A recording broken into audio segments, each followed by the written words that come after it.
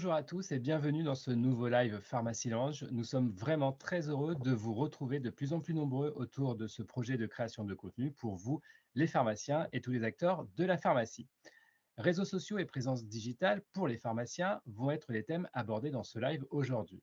Et pour nous accompagner et nous donner tous les bons conseils, nous sommes avec Martin Christolome, CEO de chez Boost. Bonjour Martin et bienvenue. Bonjour Romain, bonjour Aurélie. Bonjour. Et comme vous l'avez dit, nous ne sommes pas tout seuls. Il y a aussi Aurélie Pasquier qui est avec nous. C'est notre responsable communication chez Pharmacy Lounge et elle va nous accompagner pendant cet échange. Bonjour Aurélie. Bonjour à vous deux. Bonjour à tous les participants à ce live. Alors, si vous souhaitez gagner du temps au quotidien, si vous souhaitez protéger la sécurité de vos données et de celles de vos patients, si vous êtes sensible à l'infodémie et aux informations non référencées qui circulent sur les réseaux sociaux généralistes, alors sachez que Pharmacy Lounge est le réseau social professionnel 100% sécurisé et éthique pour vous, les acteurs de la pharmacie. Pharmacy Lounge est membre de la French Care et regroupe déjà plus de 2000 abonnés pharmaciens et étudiants en pharmacie. On compte également plus de 35 partenaires experts de la pharmacie. Vous pouvez nous retrouver sur tous les navigateurs Internet. Nous proposons des fonctionnalités apparentées aux réseaux sociaux généralistes avec la confidentialité en plus. C'est simple et très intuitif. Pharmacy Lunch, c'est aussi comme aujourd'hui l'organisation d'événements sur des sujets d'actualité variés pour vous accompagner au quotidien dans votre métier. Je laisse tout de suite la parole à Romain Lecointre, lui-même pharmacien, pour animer l'échange. Et je vous souhaite un excellent webinaire. Et vous l'aurez compris, je vous invite à rejoindre Pharmacy Lunch tout de suite après pour prolonger les échanges. Merci beaucoup Aurélie pour cette présentation. Alors Martin, pour commencer, est-ce que vous pouvez nous faire une petite photographie des réseaux sociaux qui sont d'intérêt pour les acteurs de la pharmacie? Oui, absolument. Donc les réseaux sociaux aujourd'hui, au-delà même du contexte des pharmacies, ce sont devenus de réels outils d'entreprise et particulièrement des outils de communication. L'entreprise est équipée d'un tout un tas d'outils de plus en plus digitaux. Les réseaux sociaux en sont un. Maintenant, aujourd'hui, on se place dans le cadre de la pharmacie et il est opportun peut-être de préciser quels sont déjà les réseaux sociaux qui peuvent être intéressants. Là, dans le cadre de la pharmacie, quand il s'agit de développer, la relation avec sa patientèle, on se situe bien dans une relation en B2C, donc il faut essayer de trouver les réseaux sociaux qui sont opportuns. Aujourd'hui, nous, chez Boost, on a commencé à prioriser les développements, en commençant par Facebook, qui est le réseau social numéro 1, en termes d'utilisateurs en France. 74 des Français ont un compte Facebook et sont actifs mensuellement. De plus, ce réseau social présente un attrait particulier pour les pharmacies parce que, ben, les patients en pharmacie ont des fois un certain âge et sur ce réseau social qui est Facebook, on retrouve des patients qui ont en moyenne 42 ans et la grande majorité a plus de 35 ans. Et la dernière stat que je voulais vous dire, c'est que dans les 65 ans et plus des seniors, un tiers de ces gens-là ont un compte Facebook. Souvent, le pharmacien se demande: «Bon, ben, comment je vais pouvoir toucher mes patients?» Par quel biais? Là, Facebook est une réponse. Le temps moyen, enfin, de réponse le temps moyen de consommation de contenu par les patients, d'une pharmacie sur Facebook est de plus d'une heure par jour. Donc c'est colossal et énorme. C'est vraiment pour cette raison qu'on est positionné sur ce réseau social en priorité. Maintenant, il existe d'autres réseaux sociaux B2C pour la pharmacie afin de toucher ses clients et de rechercher des enjeux économiques dans le développement de son officine, des enjeux de notoriété, d'image pour son entreprise et le deuxième en liste est n'est d'autre qu'Instagram. Instagram qui est d'ailleurs un réseau social qui a été racheté à l'époque par, le groupe Facebook, qui s'appelle maintenant le groupe Meta et qui est, intéressant, à plusieurs égards pour la pharmacie, puisqu'il est très complémentaire avec le réseau social Facebook. C'est d'ailleurs pour ça que Facebook l'avait racheté. Ce qui permet de toucher une autre type de patientèle avec un autre type de message pour d'autres enjeux, et retombées économiques. Donc là, on va se situer sur un réseau social qui est plutôt, moyenne d'âge 30 ans. Il y a 45 des Français qui sont dessus quand même, c'est pas négligeable. Là où Facebook a tendance à plafonner à 75, ce qui est déjà énorme. Instagram a encore de beaux jours devant lui en termes de croissance et de progression du nombre d'utilisateurs. Maintenant, ce qu'on va pouvoir dire aussi sur Instagram, c'est que, il y a 81 des utilisateurs Instagram qui l'utilisent pour chercher et trouver des services pertinents pour eux et c'est un contenu qui est beaucoup plus visuel sur lequel on va peut-être quand on est pharmacien, beaucoup plus axé sur ces services parapharmacie ou en tout cas tous les services qui vont se prêter davantage à ce format visuel. Donc c'est aussi pour ça qu'on s'y est intéressé et si on veut compléter le panel des réseaux sociaux et qu'on a le temps bien sûr et les compétences en interne pour faire ça, notamment des vidéos, bien sûr, on peut parler de TikTok qui a beaucoup le vent en poupe chez par contre une tranche d'âge très, très jeune. C'est un format exclusivement vidéo, donc il faut être équipé et staffé pour produire ce genre de contenu mais voilà, c'est un réseau social dont on parle, même s'il y a beaucoup, beaucoup moins de Français, que ce qu'on a mentionné pour Facebook et à minima pour Instagram. Ça peut valoir le coup, de le mentionner ici. Donc du coup, on l'a bien compris, pour une relation B2C, Facebook, Instagram, TikTok, est-ce que, pour vous qui êtes un spécialiste des réseaux sociaux, est-ce que, les pharmaciens sont suffisamment actifs sur ces réseaux sociaux spécifiquement? Alors vraiment, on a été amené dans ces 3 ans de création de Boost à avoir vraiment de tout type de pharmacien. Du pharmacien qui n'avait pas du tout, de profil Facebook personnel et du coup ne pouvait pas créer une page Facebook, professionnelle pour son entreprise, aux pharmaciens bah, qu'on aurait pu recruter clairement chez Boost, pour animer, les réseaux sociaux. Donc vraiment, le pharmacien qui va avoir une grosse fibre réseaux sociaux, qui va limite avoir, une casquette et une forte appétence avec, bah, la fonction de community manager maintenant dans les entreprises, hein, c'est un nouveau métier. Donc on voit vraiment de tout. Maintenant les grandes tendances, c'est et pourquoi on s'est lancé aussi, sur Boost, c'est qu'en fait, on avait identifié en 2019 un constat très simple, c'est que d'un côté, il y avait 80 des pharmacies qui avaient une page Facebook, qui avaient pris le temps de créer une page Facebook, mais de l'autre côté, il y avait moins de 1 de ces gens-là qui l'animaient régulièrement et du coup, ça rejoint votre question Romain, de se dire: «Qu'est-ce que c'est être actif en fait sur Facebook?» Poser la question, c'est quoi la fréquence de publication idéale? Hem, Nous, ce qu'on considère chez Boost, notre forte conviction, c'est qu'en dessous de 3 publications par semaine, c'est, pas être invisible, mais presque.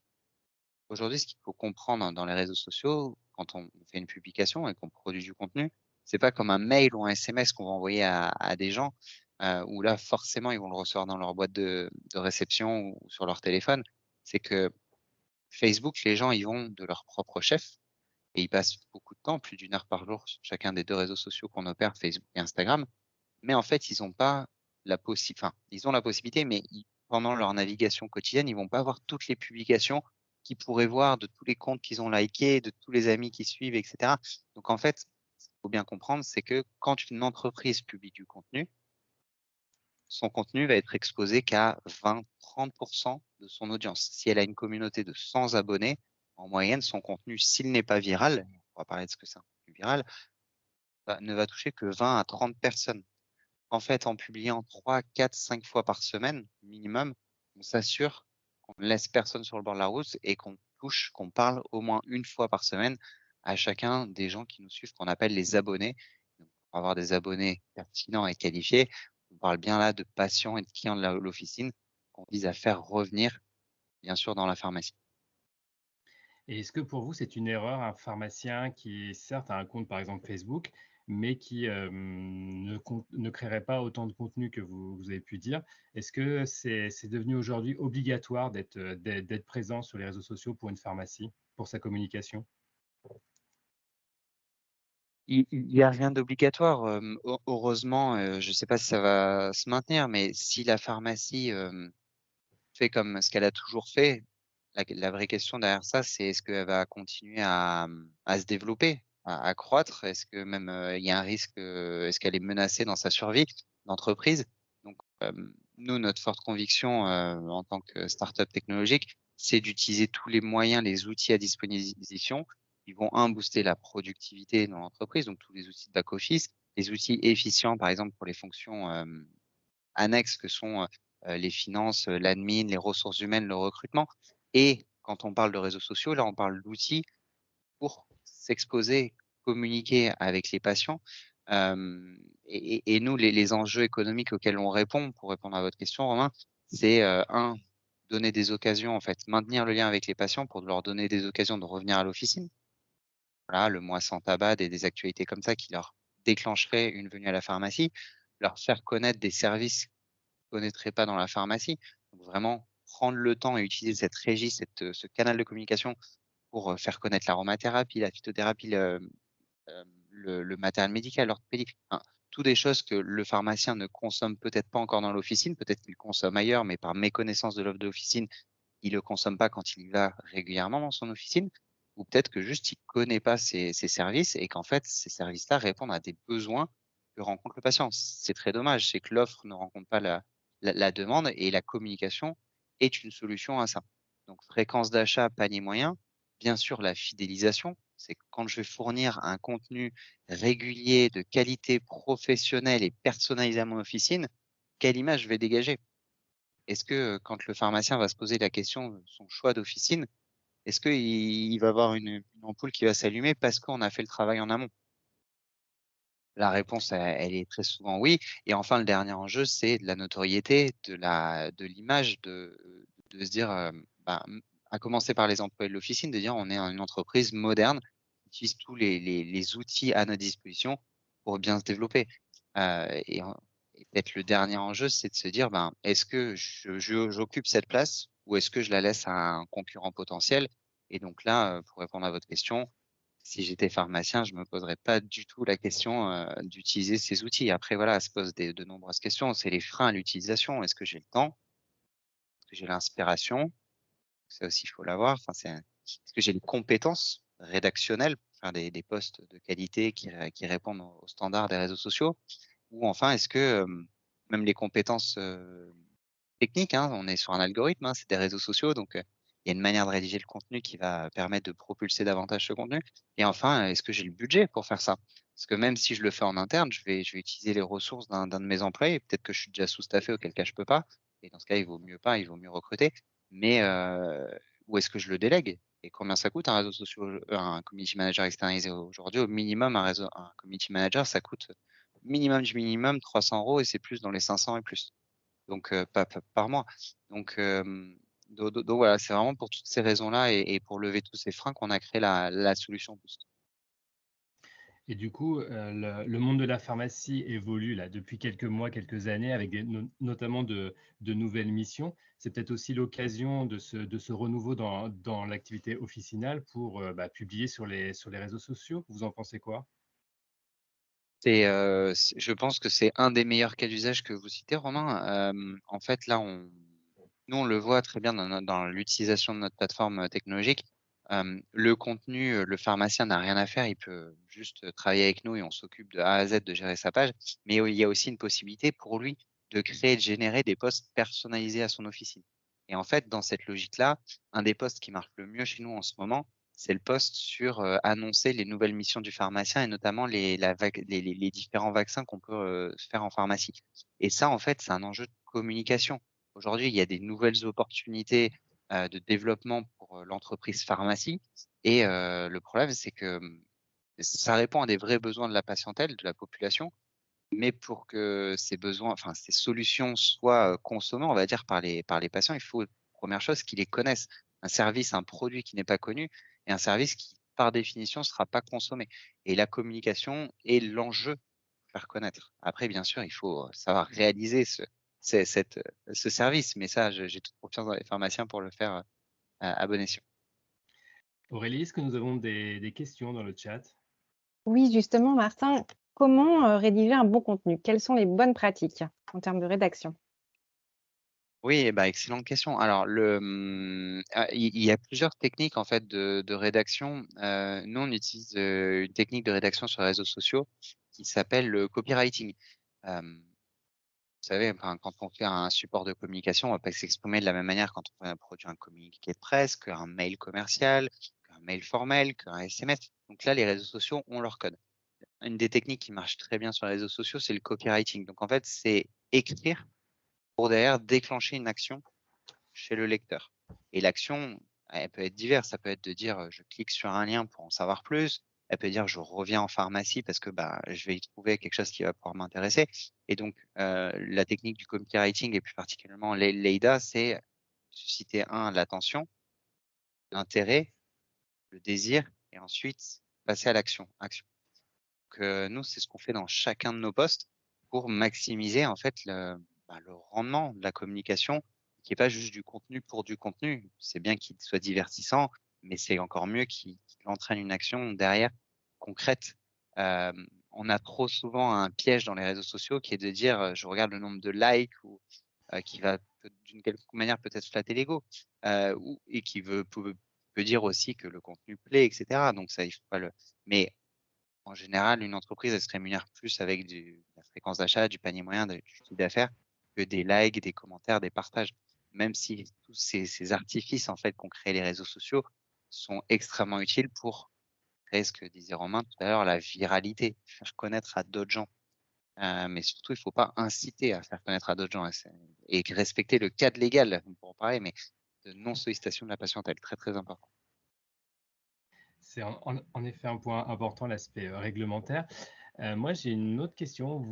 Donc, on a bien compris, vous aidez les officinaux notamment en créant du contenu, mais si un pharmacien a lui-même envie de créer du contenu, qu'est-ce que vous lui conseillez de déléguer cette activité à quelqu'un de son équipe ou alors de se former? Excellente question. Là, c'est de dire, ben, dans une entreprise, de regarder l'organigramme et de regarder les compétences de chacun. Là, il y a une mission qui est claire, c'est animer les réseaux sociaux. Pour quel intérêt, ça, on l'a défini. Mais maintenant, à qui on va déléguer ça? Et du coup, ben, je dirais idéalement quelqu'un qui a la fibre pour ça, parce que quand on va prendre du plaisir à le faire, ben, ça va se ressentir ensuite dans les contenus qu'on va lire et ça va d'autant mieux engager et amener à l'action dont on parlait, pour les lecteurs finaux. Donc ça, c'est le prérequis. Maintenant, si le titulaire adore les réseaux sociaux, ben, il faut voir est-ce que c'est une bonne utilisation de son temps de le faire ici plutôt que sur d'autres missions, qui sont aussi, très, très importantes et peut-être même encore plus importantes, hein, notamment les achats, notamment accueillir quand même et bien s'occuper de la patientèle qui reste le prérequis, je pense. Donc il y a beaucoup de pharmaciens qui le font et souvent ils le font, quand ils trouvent le temps et qu'ils ont les compétences, ils le font sur leur temps perso et heu et c'est très bien fait parce qu'ils prennent du plaisir. Du coup, vous parlez de ces titulaires qui adorent les réseaux sociaux et c'est vrai que sur certains réseaux, on voit des pharmaciens un peu influenceurs avec des grosses communautés. Quel regard vous portez sur ce type de contenu qui est à la fois éducatif, professionnel et voilà, qui apporte quelque chose d'un peu différent? Ben, je pense que c'est excellent. Je vais pas vous dire le contraire. Il se trouve que là, récemment, j'ai une petite fille et donc je suis devenu un client régulier de l'officine, chose que je n'étais pas, aujourd'hui, et du coup, en fait, je me suis mis à suivre, quelques pharmacies autour de chez moi. Bah, en fait, mon choix, il a été drivé par ça aussi. C'est par qui, communique bien et il se trouve que c'était en février, donc en mars, il y avait le mois du bébé. C'est parfait. C'est parfait. Donc en fait, j'ai choisi la pharmacie qui m qui répond le mieux à mon besoin à cet instant-là, qui est de dire, bah, cette personne, ça doit être une experte de la petite enfance et donc je vais aller demander conseil pour ma petite fille, à ces gens-là, en fait et en fait, ils ont des solutions pour répondre aux différentes, problématiques que j'ai pu rencontrer. C'est hyper Et important, c'est Et comment vous voyez la limite pour ces pharmaciens qui sont actifs sur les réseaux sociaux entre la publicité, l'incitation à l'achat? Enfin, c'est un peu difficile à quantifier. Pour vous, c'est quoi les limites, qu'il faut pas franchir? alors une limite qu'il faut surtout pas franchir, c'est numéro 1, c'est la sollicitation de patientèle. On ne doit pas, on ne peut pas, sous peine de sanction, hein, de l'ordre, hein, mais heu, inciter un lecteur des réseaux sociaux, des abonnés des réseaux sociaux, à liker, commenter, à faire connaître l'officine d'une quelconque manière. C'est pour ça que les jeux concours sont totalement proscrits à l'échelle de la pharmacie. On parle d'un groupement de pharmacies, c'est totalement différent. À l'échelle de la pharmacie, interdit. C'est considéré comme de l'association de patientèle. On va être amené à liker et quand, la pharmacie te demande de liker, c'est, pour, obtenir de la visibilité supplémentaire. Ça, c'est pas autorisé. Donc ça, c'est l'incitation, enfin la sollicitation de patientèle. Il y a d'autres règles aussi, c'est communiquer en respectant, bon, un certain tact et mesure. Donc là, vous allez me dire, c'est peut-être une barrière, un cadre juridique un peu flou. Nous, on le prend en compte et on se met, la ligne est très floue, donc on se met 3 pas derrière la ligne pour pas risquer de rentrer dans cette zone de flou. Maintenant, il y a de plus en plus de cas de jurisprudence qui nous permettent de définir et de clarifier cette ligne. Donc on les utilise. Quand il s'agit de faire des promotions ou de communiquer sur des prix, bon, bah, là, les règles sont claires, c'est de pouvoir, communiquer sur des choses qu'on communique déjà dans l'officine et sur la vitrine physique de l'officine, vue de l'extérieur. Donc ça, la règle est très claire et on peut, avoir déjà un beau champ de jeu, et d'expression, sur ces réseaux-là. Est-ce que vous pensez que c'est un plus de s'identifier comme pharmacien quand on communique sur les réseaux sociaux? Est-ce que ça apporte quelque chose ou ça peut être, parfois piégeux? Alors pour être sûr de bien comprendre la question, vous voulez dire si jamais le titulaire s'exprime avec son compte personnel Facebook? Ou Oui, parce est-ce qu'il doit mettre en avant, est-ce que le fait de mettre en avant qu'on est pharmacien, est-ce que c'est un atout ou ça peut aussi, poser quelques problèmes? Alors ça, c'est un champ que je connais moins et que je recommande moins. C'est si le pharmacien titulaire ou quelqu'un de l'équipe prend son compte personnel, donc son profil personnel, pour s'exprimer et faire un post. Là, on est vraiment dans le cadre d'une relation, B2C. Donc moi, ce que je recommande vraiment, c'est que la page entreprise, donc la page de la pharmacie, s'exprime vis-à-vis de ses patients et fasse rayonner son expertise, en fait, hein. Il y a énormément d'expertise au sein d'une officine, dans les différents employés de l'officine, il y a beaucoup d'expertise. Donc, c'est transmettre ces conseils gratuits aux patients, pour leur donner tout simplement envie, si ces solutions répondent à leurs besoins, de pouvoir en profiter. Maintenant, on peut aussi s'exprimer comme on pourrait le faire sur LinkedIn, en tant que titulaire à destination de ses patients. Mais là, le problème, c'est qu'il faudrait que le titulaire ajoute dans ses amis et donc pas dans les abonnés, dans ses amis, ses patients. Je sais pas, c'est pas en général un schéma qui marche bien. Le titulaire pour, venir sur des choses plus légères n'a en général, pas trop envie que, ses patients voient ses photos, de lui en vacances et c'est tout à fait OK. Donc voilà, moi, nous, ce qu'on recommande vraiment et ce qui se fait, hein, c'est vraiment la norme et les bonnes pratiques, c'est, que de communiquer avec le compte de la pharmacie. Donc là, de facto, c'est avéré que c'est le pharmacien et son expertise qui parlent. Très clair. Du coup, chez Boost, vous accompagnez les pharmaciens au quotidien. Vous pouvez nous expliquer un peu comment vous aidez à améliorer la présence digitale des officines? Bien sûr, aujourd'hui, on accompagne un peu plus de 1300 officines. On a dépassé les 1300 officines au quotidien pour publier, ce qu'on fait, c'est, minimum 6 publications par semaine pour justement avoir, cette fréquence, nécessaire minimum suffisante. Donc on leur fournit une solution technologique, donc ils se connectent sur un compte Boost et donc même sans se connecter, le flux est géré pour eux. Maintenant, en se connectant, ils vont pouvoir avoir un impact sur ce flux, gérer des préférences de publication. Par exemple, je ne référence pas de gamme d'aromathérapie, je décoche, je n'aurai pas de gamme d'aromathérapie. On va pouvoir aussi, en tant que pharmacien, générer des publications personnalisées. Aujourd'hui, on a un peu plus de 200 thèmes, le recrutement, les horaires d'ouverture, des animations dans l'officine, des gammes des services, de l'actualité de l'officine et donc ça, le pharmacien va pouvoir en 3 clics, une fonctionnalité s'appelle la publication en 3 clics, donc très rapidement créer un post personnalisé à l'officine, de qualité, qui respecte les codes et les normes des réseaux sociaux pour, performer au mieux et le faire. On les accompagne aussi dans quelque chose dont on n'a pas parlé, enfin un peu avec les abonnés, c'est l'audience. C'est comment je me construis une communauté, une audience, parce qu'on sait très bien que c'est linéaire et proportionnel. Plus je vais avoir d'abonnés, plus mon contenu va toucher de gens et plus derrière je vais avoir des retombées économiques importantes. Je multiplie par 2 ma communauté, je multiplie par 2 mes vues, je multiplie par 2 mon retour en office.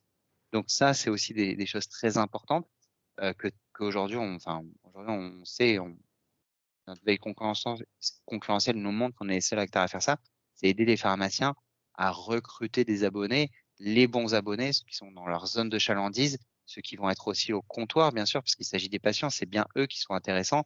Et trop souvent, on voit des pharmaciens qui disent: «Ouais, j'ai 50 abonnés» et en fait, c'est qui? C'est les gens de ma famille.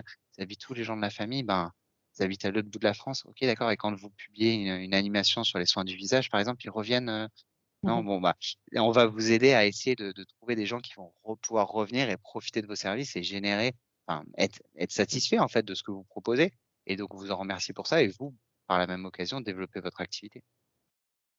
Est-ce qu'on a des questions dans le chat, Aurélie? Oui, on a une question très concrète. Martin, vous avez répondu sur les bonnes pratiques concernant le jeu concours. On a bien compris. Et concernant les calendriers de l'Avent, au moment des fêtes, qu'avons-nous le droit de faire ou pas si on est pharmacien? Alors là, il y a possibilité, en fait, si la récompense, qu'on offre, si les personnes reviennent à la pharmacie, est d'une valeur, dérisoire, encore là, il y a un flou dans le cadre juridique, qu'est-ce que c'est dérisoire? Mais, du coup, vous voyez, en pharmacie, on donne pas mal déjà de choses, des échantillons, des choses comme ça. Là, dans le calendrier de l'Avent, on a le droit de faire ce type de dispositif, mais pas si on le présente sous la forme d'un jeu concours. Le propre d'un jeu concours, pourquoi c'est interdit? C'est pas parce que c'est un jeu et que c'est un concours, c'est parce qu'on pour participer et tenter de gagner au jeu concours, on doit liker, commenter, enfin, on on doit faire connaître à d'autres gens. Même des fois, on nous demande de taguer d'autres personnes. Donc là, c'est vraiment, c'est comme dans la sollicitation de patientèle, c'est vraiment ça dont on n'a pas le droit, c'est vraiment d'inciter les gens à faire une action, leur demander de faire une action qui contribuerait à faire connaître l'officine. Là, vraiment, c'est solliciter la patientèle. Le calendrier de l'Avent, on peut le dire, bah, voilà, au fait, sur le mois de décembre, on organise un calendrier de l'Avent, pour chaque jour, il y aura une surprise à la pharmacie. Venez découvrir cette surprise, mais de la même manière qu'on pourrait l'avoir sur la vitrine de l'officine. C'est ça qu'il faut se dire. Pour cette Moi, réponse. j'aurais une autre question, Aurélie. Le fait d'être sur les réseaux sociaux, c'est une façon aussi de s'exposer, et notamment de s'exposer aux commentaires négatifs. Comment un pharmacien doit-il réagir face à une publication qu'il a faite et éventuellement des commentaires qui ne seraient pas forcément très, très favorables? Oui, très bonne question. Donc ça, on parle de modération. En fait, là, c'est, se dire, il y aura, alors déjà, on peut bloquer sur Facebook les commentaires, ce qu'on recommande pas, mais c'est une possibilité technologique qu'on a. Quand on a un commentaire négatif, que ce soit sur Facebook ou même sur la fiche Google ou sur d'autres plateformes, ce qu'on recommande, c'est vraiment de dire: «Bah, écoutez, on a bien entendu de quelqu'un qui est insatisfait là en parlant, mais on a bien entendu votre point. Merci beaucoup de nous remonter ce point en particulier en gardant une bonne forme, même si la personne en face n'a pas la forme adéquate, ne met pas les formes, et de lui dire, bah, écoutez, on va prendre contact avec vous en message privé pour justement faire le clair sur ça et vous apporter, bah, ce qui est le plus important pour nous, votre satisfaction. On va trouver une solution. Et en général, si on arrive à bien gérer ce cas-là, il faut gérer, c'est comme du support client du SAV. Si on gère bien ça, on arrive à faire passer un détracteur, donc quelqu'un qui aurait dit du mal et qui aurait créé un bouche-oreille négatif, en promoteur, donc quelqu'un qui va dire du bien. C'est souvent les meilleurs promoteurs qui étaient avant détracteurs. Est-ce qu'on a d'autres questions, Aurélie, dans le chat? Oui, on a une question sur les formats. Pour attirer l'attention, quel format nous conseillez-vous, Martin? Le format, c'est ça? Oui, Alors, le format des publications, il y en a 3 sur Facebook, il y en a 2 sur Insta. Sur Facebook, on peut faire un texte plus image, enfin, on peut faire juste texte, en fait, il y en a 4, juste texte, texte plus image, texte plus vidéo, texte plus lien externe. Sur Insta, on peut faire que, texte, texte plus image ou texte plus vidéo. Là, ce qui a été montré, par les réseaux sociaux, c'est qu'il y a une mise en avant de plus en plus importante du format vidéo. Donc s'il y a cette possibilité, nous, on n'y est pas encore positionné, mais on y arrive, avec des technologies qui émergent en ce moment, à faire de la vidéo personnalisée. Ça reste la meilleure chose. Après, un format qui marche quand même très, très bien, c'est la vidéo avec image, et sur les différentes plateformes, il y a même des vidéos avec plusieurs images, donc ce qu'on appelle le carrousel, ça, c'est des formats qui marchent très bien. Je vous recommande surtout pas de faire juste texte, parce qu'en fait, l'image, le visuel, en fait, il sert à un truc très précis, c'est que toute la journée, quand on consomme les réseaux sociaux, on scrolle dans le fil d'actualité. Il faut bien qu'il y ait quelque chose qui nous arrête, qui nous interpelle, qui capte notre attention, et souvent l'image est le très bon moyen pour faire ça. Donc le choix de l'image, l'impact, une image impactante est très important aussi pour, la portée de la publication. Je crois qu'on peut conclure sur ce bon conseil de l'importance de l'image. Aurélie, est-ce qu'on a d'autres questions ou on va conclure? ah bah, on peut conclure. Eh N'hésitez ben, pas à prolonger les échanges dans le lunch dédié dans Pharmacy Lunch, où vous retrouvez la présentation de Martin et de Boost. et on va en profiter pour remercier Martin pour votre présence pendant ce live, nous avoir donné tous ces conseils. Rappelez-nous où on peut vous retrouver. Alors, principalement, sur LinkedIn, c'est là où je vais m'exprimer le plus et où vous verrez le plus d'actualités de Boost. On a un site internet et on a des différentes formules qui vont permettre de progresser concrètement avec des solutions, enfin avec notre solution. Donc, n'hésitez pas. Et puis, si vous avez la moindre question, pareil, sur LinkedIn, je réponds aux messages privés. Donc, vraiment, sentez-vous libre. Merci beaucoup. Merci Aurélie aussi pour votre participation et vos questions. Et on vous donne rendez-vous pour un prochain live. À bientôt. Merci, au revoir. À bientôt.